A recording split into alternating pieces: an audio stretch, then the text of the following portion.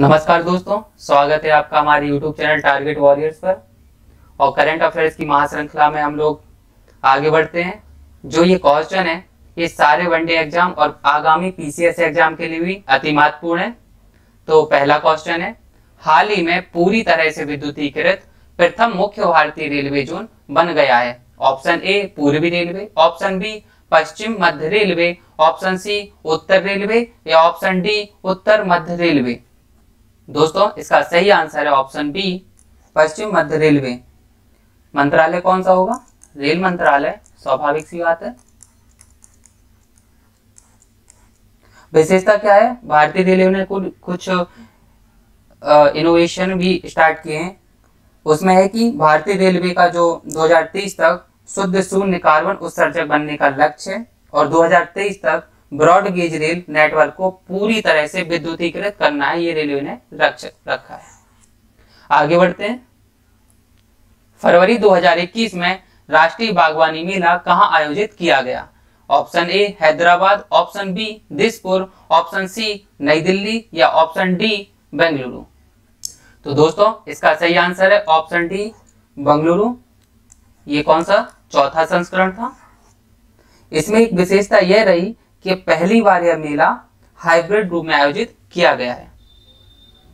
आगे बढ़ते हैं। विश्व का सबसे ऊंचा रेलवे आर्च पुल भारत में किस नदी पर निर्मित हो रहा है? ऑप्शन ए सतलज नदी पर, ऑप्शन बी ब्यास नदी पर, ऑप्शन सी झेलम नदी पर या ऑप्शन डी चिनाब नदी पर। तो दोस्तों इसका सही आंसर है ऑप्शन डी चिनाब नदी पर। यह पुल धनुषाकार का होगा इस तरह से। इस पुल की विशेषता की बात करें तो जो पेरिस में एफिल टावर है उससे भी 35 मीटर ऊंचा है। यह जोन 5 तक के भूकंप को सहन भी कर सकता है।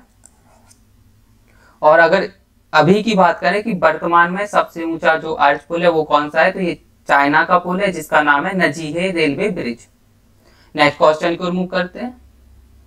भारत की महिला मुक्केबाज लवलीना बोरगोहेन ने टोक्यो 2020 ओलंपिक में कांस्य पदक जीता। वे किस राज्य की मूल निवासी हैं? Option A Manipur, option B Assam, option C Nagaland या ऑप्शन डी सिक्किम। तो दोस्तों इसका सही आंसर है ऑप्शन बी असम। इसके पहले और कौन से मुक्केबाज है जिन्होंने ओलंपिक में हमें पदक दिलाया है? तो विजेंदर सिंह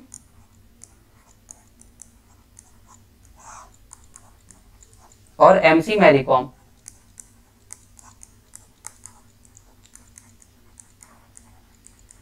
विजेंदर सिंह ने हमें 2008 में कांस्य पदक दिलाया था और मैरी कॉम ने भारत को लंदन ओलंपिक जो 2012 में खेला गया था उसमें कांस्य पदक दिलाया था। नेक्स्ट क्वेश्चन को रिमूव करते हैं। हाल ही में खादी और ग्रामोद्योग आयोग ने 3 देशों में अपने ट्रेडमार्क का पंजीकरण कराया है। इनमें कौन देश शामिल नहीं है? ए भूटान, बी संयुक्त राज्य अमेरिका, सी संयुक्त अरब अमीरात या डी मैक्सिको। तो दोस्तों इसका सही आंसर है ऑप्शन बी संयुक्त राज्य अमेरिका। खादी और ग्रामोद्योग आयोग ने 3 देशों में अपने ट्रेडमार्क का पंजीकरण कराया है, उसमें भूटान, UAE और मैक्सिको तो है ही। अन्य 5 देश जिनमें पहले से यह व्यवस्था है वो भी हैं। तो टोटल 8 देश हैं जिनमें खादी और ग्रामोद्योग आयोग का यह पंजीकरण है। उन देशों के नाम है जर्मनी, ब्रिटेन, ऑस्ट्रेलिया, रूस, चीन और एक यूरोपीय संघ भी है। तो 8 देश और यूरोपीय संघ। अगले क्वेश्चन पर चलते हैं। हाल ही में भारत की सबसे लंबी सड़क आर्च ब्रिज का उद्घाटन किस राज्य या केंद्र शासित प्रदेश में किया गया है? अभी हमने देखा था कि सबसे ऊंचे आर्च ब्रिज का उद्घाटन, अभी ये है सबसे लंबे आर्च ब्रिज का उद्घाटन।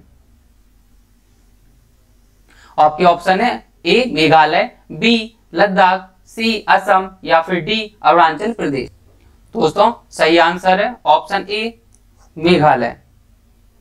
और मेघालय में कहां पर? पूर्वी खासी हिल्स।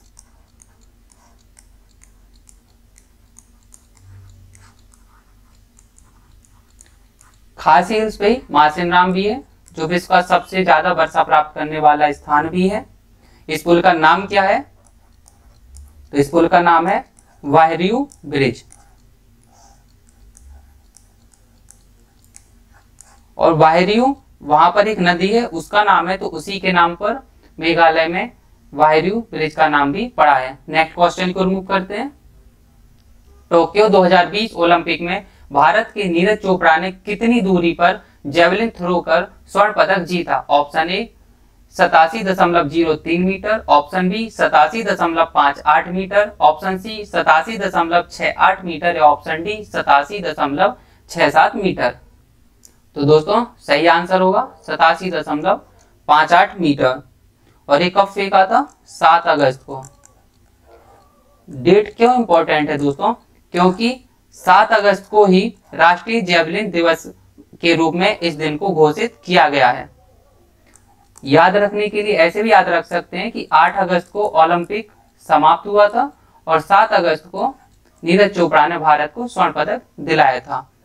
और 87.58 मीटर फेंकने में ये दूसरा प्रयास था। ये भी कथन के रूप में दे दिया जाएगा कि पहले ही प्रयास में नीरज चोपड़ा ने 87.58 मीटर फेंका था, तो ये गलत होगा क्योंकि यह दूसरे प्रयास में इन्होंने 87.58 मीटर फेंका था।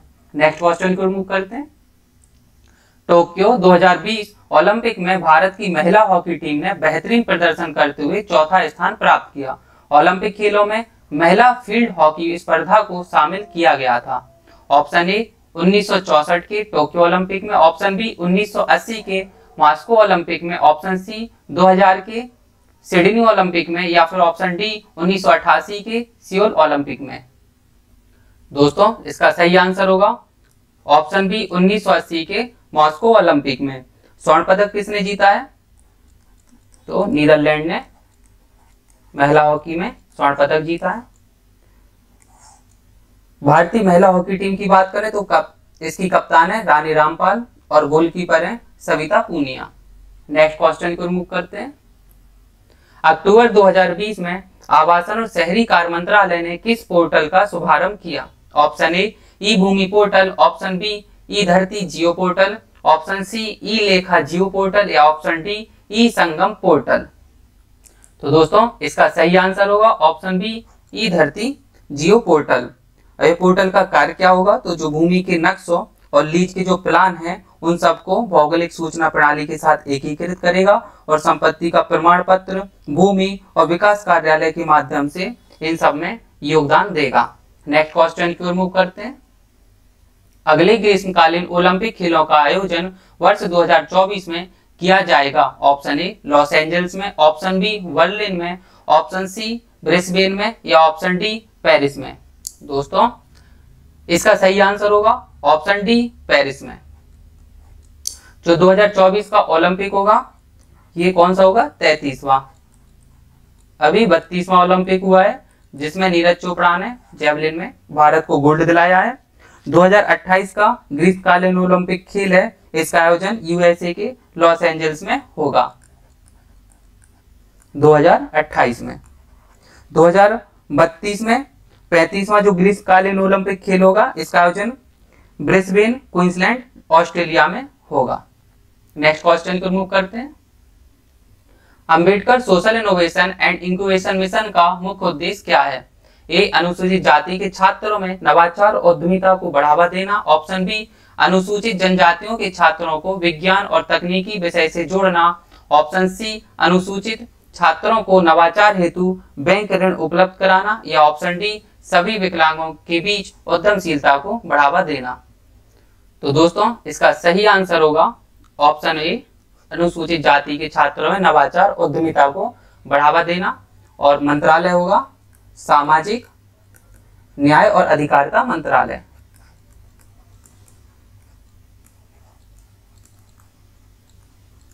नेक्स्ट क्वेश्चन को मूव करते हैं।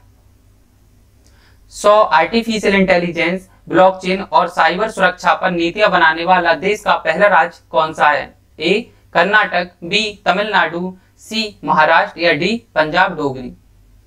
यहां पर ये डोगरी नहीं है, सिर्फ पंजाब है।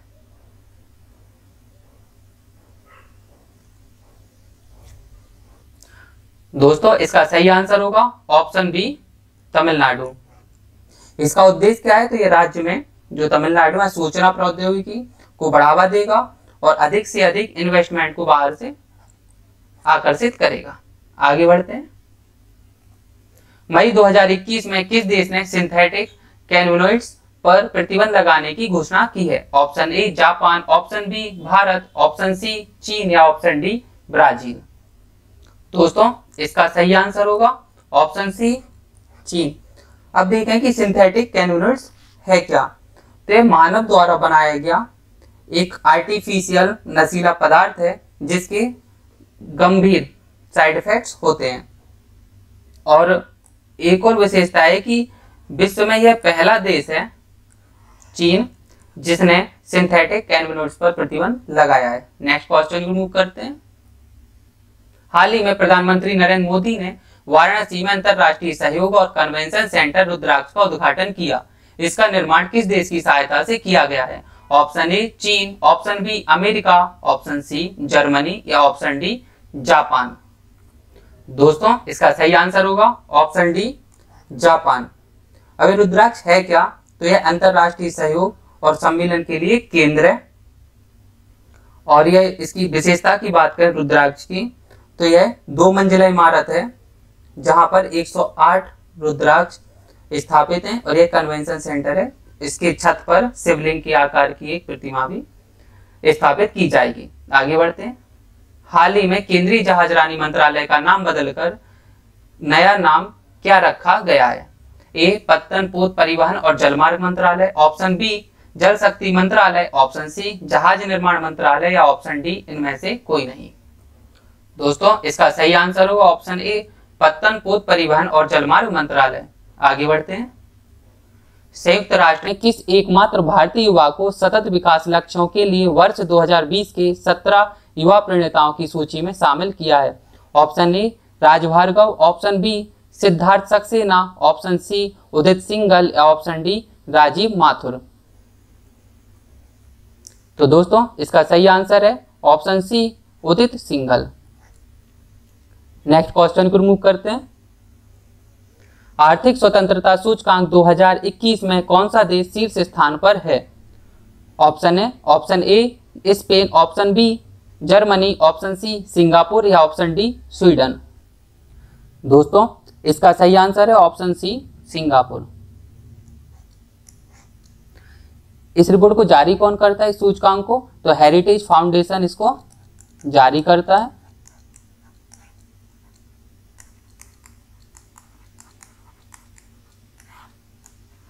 भारत की रैंकिंग की बात करें तो भारत की रैंक 121 है।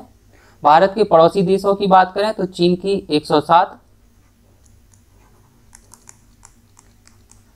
और पाकिस्तान की 152 है। क्योंकि यह भी पूछ लिया जाता है कि ब्रिक्स देशों में भारत की रैंकिंग सबसे ऊपर है या सबसे नीचे है, तो हमें ब्रिक्स देशों की रैंकिंग भी याद रखनी होती है जिसमें चाइना भी शामिल है। नेक्स्ट क्वेश्चन को मूव करते हैं। वर्ल्ड डेवलपमेंट रिपोर्ट 2021 किसके द्वारा प्रकाशित की गई है? ए IMF के द्वारा, B World Bank, C Heritage Foundation या डी सिपरी। दोस्तों इसका सही आंसर होगा option B World Bank. Theme की बात करें तो डेटा फॉर बेटर लाइफ्स इसकी थीम है। वर्ल्ड बैंक ब्रेटन वुड्स संस्था है।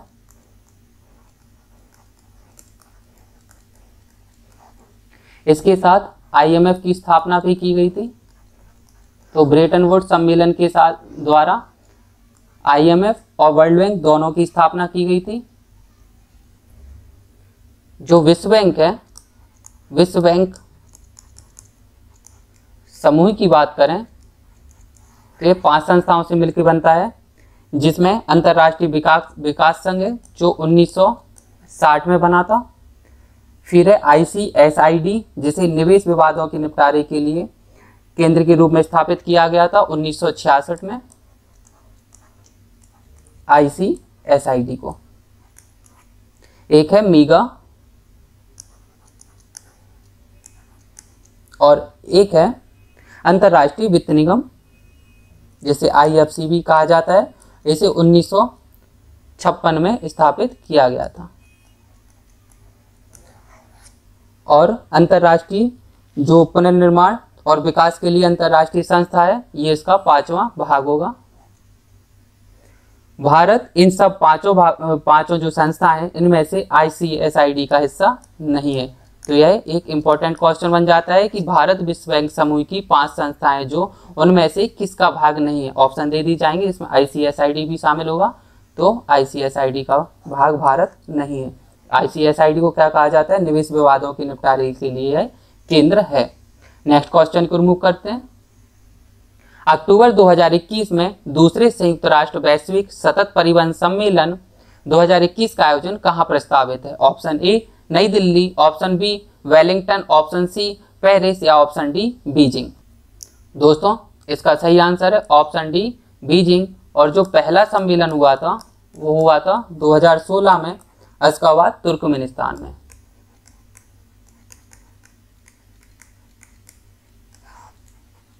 नेक्स्ट क्वेश्चन पर चलते हैं। हाल ही में प्रधानमंत्री नरेंद्र मोदी ने वीडियो कॉन्फ्रेंसिंग के माध्यम से किस राज्य में रोपैक्स टर्मिनल का उद्घाटन किया है? Option A Bihar, option B Uttar Pradesh, option C Madhya Pradesh या ऑप्शन डी गुजरात। दोस्तों अगर हम रोपैक्स को समझ लेते हैं तो हम आराम से इसे सॉल्व कर सकते हैं। रोपैक्स एक 3 मंजिला जहाज है जहां पर पार्किंग, प्रशासनिक कार्य और अन्य जैसे कि वाटर टावर एक्सेट्रा ये सारी सुविधाएं उपलब्ध हैं। अब यहाँ आते हैं ऑप्शन पर, तो बिहार तो होगा नहीं क्योंकि यहाँ समुद्र आसपास भी नहीं है, उत्तर प्रदेश भी नहीं होगा, मध्य प्रदेश भी नहीं होगा, तो सही आंसर होगा option D Gujarat. Next question को रिमूव करते हैं।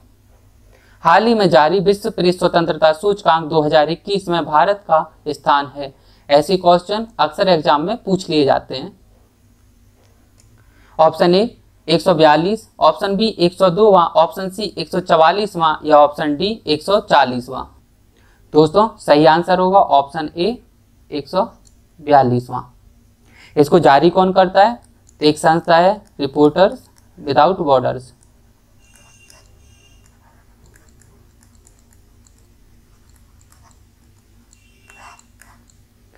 इसकी विशेषता क्या है थोड़ा और आगे चल के देखें तो भारत की रैंकिंग 2020 में भी 142वीं ही थी।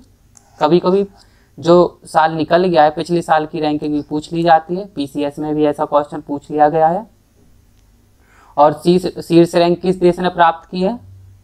तो नॉर्वे, और इसलिए हमेशा रहता है, तो नॉर्वे ने शीर्ष रैंक प्राप्त की है। आगे बढ़ते हैं। भारत के सबरूम जो त्रिपुरा में है और बांग्लादेश के रामगढ़ को जोड़ने के लिए निर्मित मैत्री सेतु की लंबाई कितनी है? ए 1.5 किलोमीटर, बी 1.9 किलोमीटर, सी 2.5 किलोमीटर या option D 2.8 kilometre.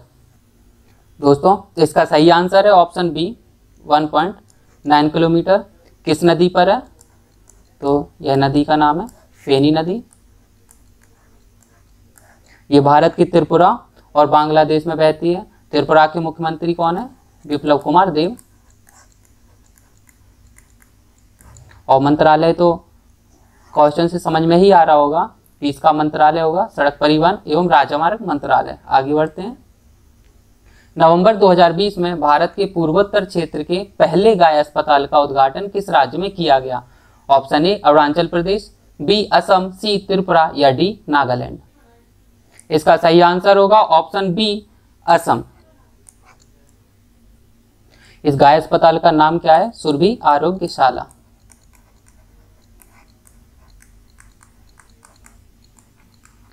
Next question पर बढ़ते हैं। द इकोनॉमिस्ट इंटेलिजेंस यूनिट द्वारा जारी एशिया प्रशांत व्यक्तिगत स्वास्थ्य सूचकांक 2020 में भारत का स्थान क्या है? ए 9वां, बी 10वां, सी 11वां या डी 12वां। दोस्तों इसका सही आंसर होगा ऑप्शन बी 10वां। नेक्स्ट क्वेश्चन पर चलते हैं। मध्य प्रदेश के किस जिले में विश्व के सबसे बड़े फ्लोटिंग सोलर पावर प्लांट का निर्माण किया जा रहा है? Option A Khandwa, option B Seoni, option C Rewa या ऑप्शन डी पन्ना। दोस्तों इसका सही आंसर होगा ऑप्शन ए खंडवा। जो ओमकारेश्वर बांध है जो नर्मदा नदी पर बना है, इसी बांध पर यह प्रोजेक्ट चलाया जा रहा है। और कौन सी संस्थाएं इसको सहयोग दे रही हैं इसकी बात करें तो अंतर्राष्ट्रीय वित्त निगम और विश्व बैंक जो है इसको सहयोग दे रही हैं। यह भी पूछा जा सकता है। 4 ऑप्शन दे देंगे, एडीबी, और जो अन्य अंतर्राष्ट्रीय बैंक है ऐसे बैंकों को ऑप्शन में डाल दिया जा सकता है। तो विश्व बैंक को भी याद रखना है। अगर आपको हमारा प्रयास पसंद आता है तो शेयर करें, लाइक करें और सब्सक्राइब करें और कमेंट करें। धन्यवाद।